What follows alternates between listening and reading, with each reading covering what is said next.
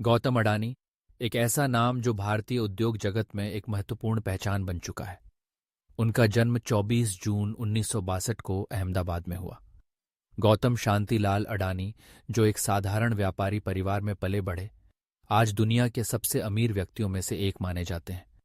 उनकी कहानी एक प्रेरणादायक यात्रा है, जिसमें उन्होंने गरीबी से उठकर सफलता की ऊंचाइयों तक पहुंचने का सफर तय किया।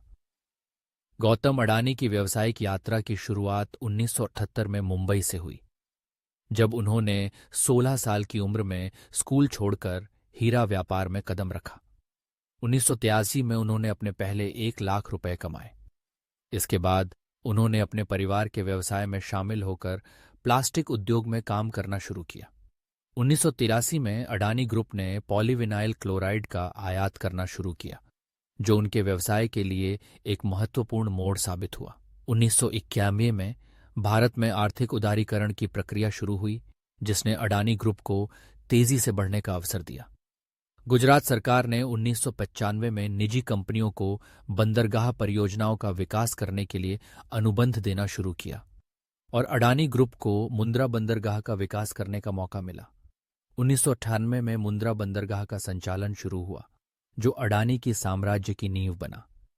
हालांकि अडानी की सफलता विवादों से भी भरी रही है। 2002 में गुजरात दंगों के बाद, जब नरेंद्र मोदी मुख्यमंत्री थे, अडानी ने राज्य में निवेश जारी रखा। उनका यह निर्णय तब आया जब मोदी की सरकार को आलोचना का सामना करना पड़ रहा था। अडानी ने न केवल निवेश जारी रखा, बल्कि उन्होंने राज्य के व्यापारिक माहौल को मजबूत करने के लिए भी कई पहल की। 2008 में अडानी ने मुंबई के ताजमहल पैलेस होटल में आतंकवादी हमले का सामना किया। इस घटना ने उन्हें और भी अधिक प्रसिद्ध बना दिया।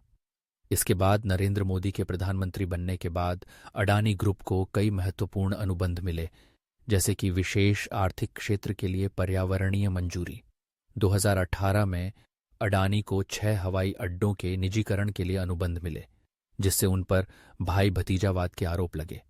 लेकिन अडानी ने हमेशा यह कहा कि उनकी जीत पारदर्शी प्रक्रिया के तहत हुई।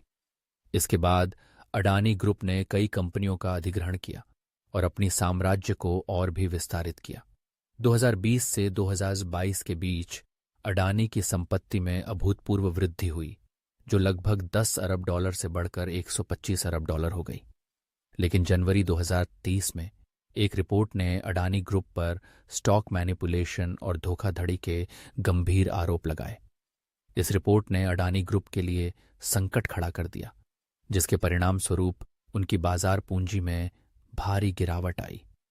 अडानी ने इस रिपोर्ट को भारत के खिलाफ एक सुनियोजित हमला बताया और कहा कि यह भारतीय संस्थाओं की स्वतंत्रता और गुणवत्ता पर सवाल उठाता है।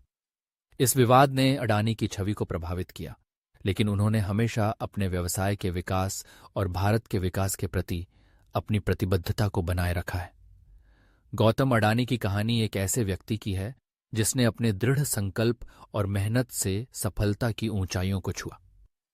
उनकी यात्रा हमें यह सिखाती है कि कठिनाइयां चाहे कितनी भी बड़ी हों, अगर आप में मेहनत करने की इच्छा है तो आप किसी भी लक्ष्य को प्राप्त कर सकते हैं। अडानी ग्रुप अब न केवल भारत में बल्कि वैश्विक स्तर पर भी एक महत्वपूर्ण खिलाड़ी बन चुका है और गौतम अडानी की कहानी उद्योग जगत में एक प्रेरणा स्रोत बनी हुई है।